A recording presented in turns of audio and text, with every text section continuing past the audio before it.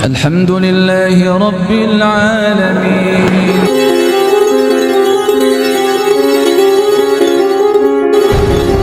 Gergaji zaman itu dan sampai terbelah. Bayangkan, terbelahnya itu berarti berapa kali kalau sensus sekarang cepet itu Pak, cepet itu setengah menit selesai, artinya sakitnya nggak lama-lama. Kalau yang gergaji zaman itu kayak apa ya, kita bisa bayangkan pedihnya disiksa, tapi ewo semono, sungguh pun demikian rohib ini bertahan, tidak mau keluar dari agamanya, tidak mau meninggalkan keyakinan tauhidnya.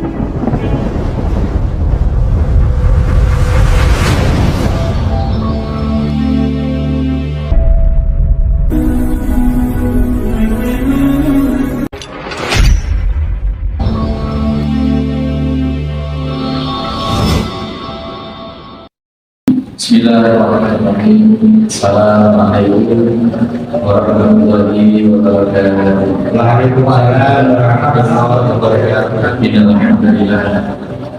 Nahmaduhu wa nasta'inuhu wa nastaghfiruh wa na'udzu billahi min shururi anfusina wa min sayyiati a'malina. May yahdihillahu fala mudilla lahu wa may yudlil fala hadiya lahu. أشهد أن لا إله إلا الله وحده لا شريك له أشهد أن محمدا عبده ورسوله لا نبي بعده اللهم صل وسلم وبارك على محمد وعلى آله وصحبه ومن والاه. قال الله تعالى يا أيها الذين آمنوا اتقوا الله حق تقاته ولا تموتن illa wa antum muslimun. Qala Allah Ta'ala ya ayyuhan nasu taqu rabbakumul ladzi khalaqakum min nafsin wahidah wa khalaqa minha zawjaha wa batha minhuma rijalan katsiran wa nisaa'a wattaqullaha alladzi tasaaluna bihi wal arham innallaha kana 'alaikum raqiba. Ya ayyuhalladzina amanu taqullaha wa qulu qawlan sadida yuslih lakum a'malakum wa yaghfir lakum dhunubakum wa may yuti'illaha wa rasulahu faqad faza fawzan 'adzim. Innal asdaqal hadits kitabullah ta'ala wa khairal hadi hadi Muhammad sallallahu alaihi wasallam wa sarul umur muhdatsatuha. Hadirin hadirat jamaah Masjid Al-Muslimun Curah Jero Panji Situbondo rahimani wa rahimakumullah. Senantiasa kita panjatkan puji syukur kehadirat Allah Subhanahu wa taala yang terus melekatkan kepada kita kenikmatan yang tidak ada putus-putusnya, sehingga kita mensyukuri dengan segenap kesungguhan dan pengharapan. Mudah-mudahan nikmat iman Islam yang terbesar yang dianugerahkan oleh Allah Subhanahu wa taala kepada kita ini senantiasa Allah kuatkan hingga di hari akhir kita nanti meninggalkan dunia ini. Mudah-mudahan kita yakhruju minat dunya bil iman, keluar dari dunia ini dengan iman. Jangan sampai kita yakhruju minat dunya bi ghairi iman. Jangan sampai kita sebagaimana orang-orang yang keluar dari dunia tanpa iman. Wa na'udzubillahi min dzalik. Salawat serta salam senantiasa kita haturkan kepada junjungan kita Nabiullah Muhammad sallallahu alaihi wasallam yang kita nanti-nantikan, kita harap-harapkan kelak syafaatnya atas kita, tentu dengan biiznillah ta'ala, dengan izin Allah Subhanahu wa ta'ala, sehingga kita selamat di yaumil akhir kelak hingga masuk ke jannahnya Subhanahu wa ta'ala. Amin, Allahumma amin. Kita masih membahas hadis yang ke-30 kitab Riyadhus Shalihin. Sengaja Imam An-Nawawi mencantumkan hadis yang super panjang ini berlembar-lembar dalam kitab saya ini, bukan tanpa maksud, karena memang di dalamnya syarat atau penuh dengan faedah-faedah, pelajaran-pelajaran, terutama pelajaran tentang tauhid, tentang mengesahkan Allah, tidak hanya dengan lisan tetapi dengan sepenuh pertaruhan jiwa dan raga. Adalah kisah seorang pemuda yang dipinang oleh raja untuk menjadi siswa sihir.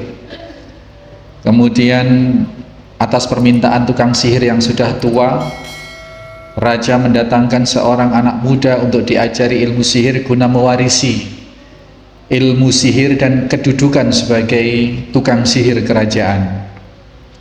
Sampai pada satu titik di mana dia menemukan ketauhidan, dia menemukan ilmu Allah Subhanahu wa ta'ala yang hak, lantaran dari seorang rohib yang bertempat tinggal dan mengajarkan ilmunya di satu tempat di mana anak muda ini pulang dan pergi ke kerajaan belajar ilmu sihir melaluinya.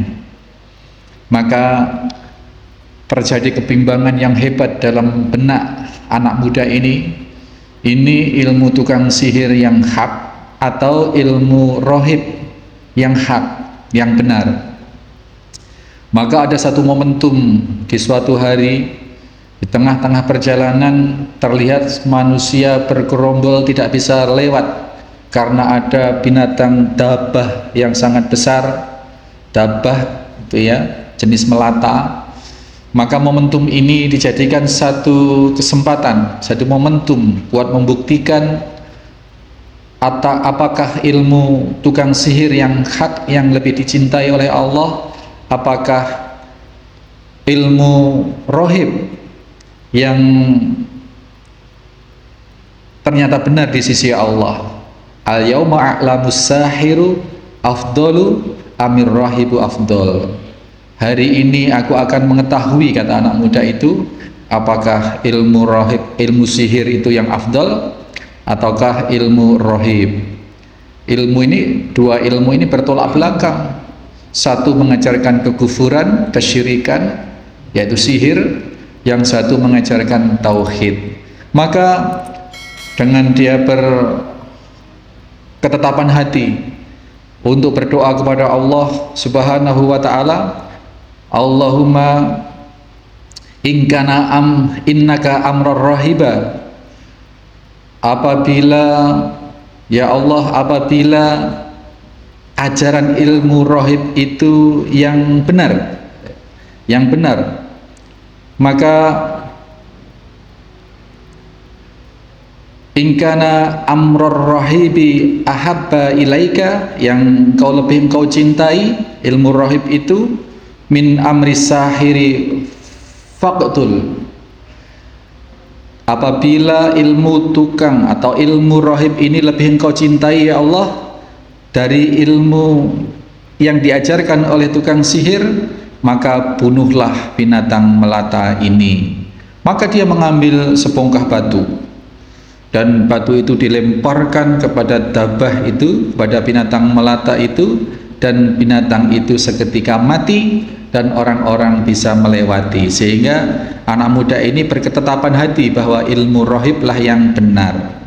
Kemudian dia mendatangi rohib dan menceritakan hal kejadian itu yang berbuah kekaguman dan pujian sang guru rohib kepada anak muda, bahwasanya hari ini engkau lebih afdol dari aku, engkau lebih hebat dari aku. Dengan keafdolan atau kehebatan, doamu langsung diterima oleh Allah. Dia berdoa apa saja diterima oleh Allah, dikabulkan oleh Allah, sampai-sampai dia bisa mengobati dengan doa itu, mengobati orang buta yang dari lahir, buta dari lahir Pak. Kalau buta karena keculek itu relatif gampang, buta karena kena culek padi atau kena api atau apa, itu relatif gampang. Tapi kalau sudah sejak lahir, berarti ada kelainan yang memang menjadikan orang itu tidak bisa melihat sejak lahir. Ini bisa sembuh, Allah kabulkan kesembuhan. Juga penyakit lepra, dan berbagai penyakit yang diderita oleh manusia. Ini keafdalan pemuda ini. Sampailah didengar oleh pejabat kerajaan, teman duduk raja yang buta sejak lahir. Kemudian teman duduk raja ini mendatangi si pemuda dengan berbagai hadiah yang banyak, dengan menyatakan bahwa semua hadiah ini adalah untukmu apabila engkau bisa menyembuhkanku. Tapi pemuda itu mengatakan, aku tidak bisa menyembuhkan suatu apapun kecuali Allah yang menyembuhkan. Maka apabila engkau mau beriman kepada Allah Subhanahu wa taala, maka aku akan berdoa kepada Allah, akan mendoakanmu, berdoa kepada Allah, dan Allah akan menyembuhkanmu. Maka berimanlah pejabat kerajaan ini, teman duduk raja ini, kemudian dia sembuh. Allah mengabulkan kesembuhan atas teman duduk raja ini, dan ketika teman duduk raja ini sudah bisa melihat dan ngantor lagi Pak, datang ke kerajaan seperti biasa, maka sang raja heran, kamu kok sembuh, siapa yang menyembuhkanmu? Dijawablah, yang menyembuhkanku adalah Robbi, yakni Tuhanku. Selama ini yang dianggap Tuhan itu adalah raja. Nah, maka raja kaget, loh aku tidak merasa menyembuhkanmu, apakah engkau punya Tuhan selain aku? Itu. Maka dijawab sebagaimana yang diajarkan oleh pemuda tadi itu, keimanannya sudah melekat. Rabbi wa rabbukallahu ta'ala, Tuhanku dan Tuhanmu itu adalah Allah Subhanahu wa ta'ala. Maka disiksalah teman duduk raja ini, teman dekat raja ini disiksa. Kemarin sudah kita ambil pelajarannya Pak, demi mempertahankan atau demi meraih kekuasaan, demi mempertahankan harkat kekuasaan tahta, seseorang akan tega kepada siapapun termasuk orang dekatnya. Kita ambil contoh kemarin Fir'aun saja, karena istrinya membangkang tidak mau menganggap Fir'aun sebagai Tuhan, istri sendiri disiksa, dibunuh, apalagi orang lain. Ini ya Pak, itu pelajaran yang kemarin sudah kita urai. Kemudian orang ini, teman duduk raja ini disiksa, siapa yang mempengaruhimu, siapa yang mengajarimu murtad dari agama kita, agamamu yang lama, yakni agama yang menganggap raja itu sebagai Tuhan. Maka sang pemuda, maka didatangkanlah pemuda ini, ditanya baik-baik, ayya bunayya, wahai anakku, dirayu Pak. Jadi sudah nyata-nyata sudah berseberangan gitu, dirayu. Jadi ahlul haq itu senantiasa ingin dirayu, dipengaruhi oleh ahlul batil. Itu kemarin pelajaran yang kita urai di kesempatan terakhir, bahwa kecenderungan ahlul batil ini bagaimana mempengaruhi ahlul haq supaya ikut dalam kebatilan atau bisa menjadi sponsor kebatilan.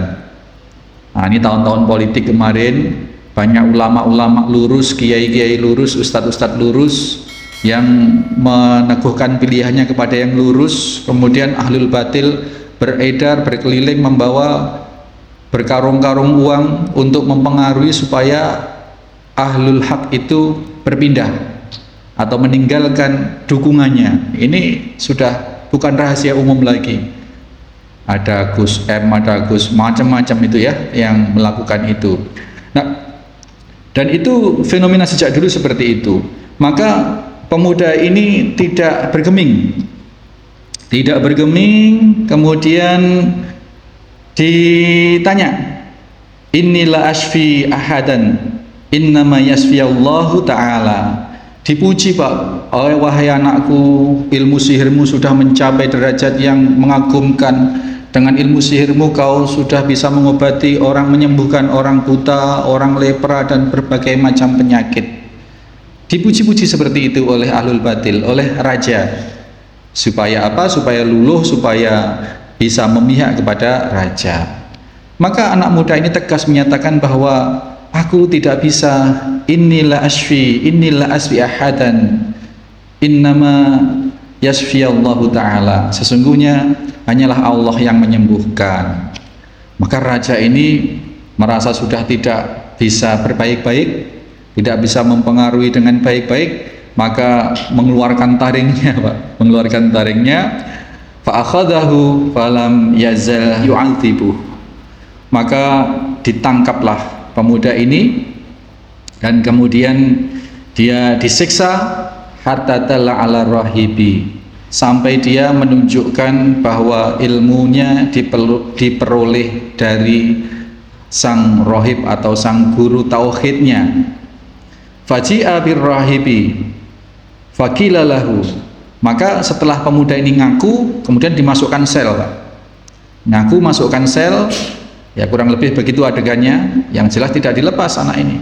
Kemudian didatangkanlah rohib yang sudah mengajari kemurtatan versi raja tadi itu pada ilmu tauhid. Ya, didatangkan, ya, faji'a bir rahibi faqila lahu irji antinik, keluarlah kau dari keyakinanmu yang sesat itu. Keluarlah kau dari agamamu, begitu kurang lebih, ya. Jadi si rohib tadi karena mengajarkan sesuatu yang berseberangan dengan raja, maka rohib tadi itu yang mengajarkan kepada pemuda tadi itu, pemuda mengajarkan kepada teman duduk raja. Nah, maka sudah nggak kuat raja ini, nggak basa-basi lagi. Irji antinik, kamu harus keluar dari agamamu. Kemudian apa reaksi sang rohib? Fa'aba, maka rohib ini enggan, ya, menolak, tidak mau, dengan berbagai tekanan, dibentak-bentak kali gitu, ya, dengan temanya harus keluar dari agama itu, harus keluar dari keyakinan itu. Maka fa'aba, sang rohib ini menolak, enggan mengikuti perintah raja. Fada'a bil minsyar, maka didatangkanlah, Pak, gergaji, Pak. Fauti al minsaru fi mafriki ra'sih, diletakkanlah minsar itu, gergaji itu di atas kepala sang rohib. Fasaqahu bih, kemudian ditawarkan kepada dia, irji antinik, keluar dari agama dan kau selamat atau engkau akan mati, kurang lebih seperti itu. Hatta alhasil sang rohib menolak, tetap fa'aba, tetap enggan. Maka hatta waqa'a syiqahu, kemudian digergajilah kepala rohib ini sampai terbelah. Ya matilah, Pak, masa enggak mati. Terus jangan dibayangkan gergaji zaman itu, ini zaman berapa, tahun berapa? Yang jelas sebelum Nabi Muhammad SAW. Ini cerita ini adalah dulu, di masa sebelum kalian, kata Nabi SAW. Berarti ini zaman ya primitif lah, Pak. Maka jangan dibayangkan gergaji yang dimaksud ini gergaji senso, yang sekali 1 detik, 1 menit, setengah menit sudah terbelah. Jangan dibayangkan seperti itu, Pak. Pastinya gergaji manual lah. Iya. Saya di kampung itu masih ada dulu, saya masih ingat, ya belum lama ya, tahun-tahun 10 tahun, 15 tahun yang lalu itu, gergaji itu orang kalau mau gergaji kayu, Pak, kayu gelondongan itu ditaruh di atas, nanti yang atas 1 orang, bawah 1 orang, gergaji itu. Ini Pak wonten ya, Pak, ya. Serok, seperti itu. Nah, itu di zaman sekarang, di zaman yang sudah abad 21. Lah ini abad berapa? Berarti gergajinya bahannya juga tidak secanggih sekarang, tidak selandep sekarang. Bayangkan itu, Pak. Gergaji kedul, gergaji kasar, gergaji dan manual. Deleh dhuwur ndas, digergaji, ayo serah. Oh, gimana rasanya itu? Serah. Gimana? Ayo, irji antinik. Keluar dari agamamu. Keluar dari agamamu, atau kau siksa, atau kami siksa teruskan ini. Serah.